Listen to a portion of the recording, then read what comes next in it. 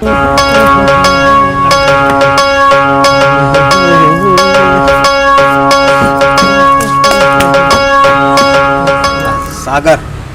હા ભાઈ,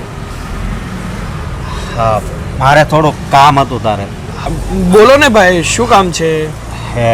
વાત એમ છે કે આપણે પેલા સંપતભાઈ છે કે નહીં, હા હા, એણે નવી ગાડી લીધી છે ને, એટલે એ જૂની ગાડી વેચી નાખે છે અને ખાલી 35,000માં.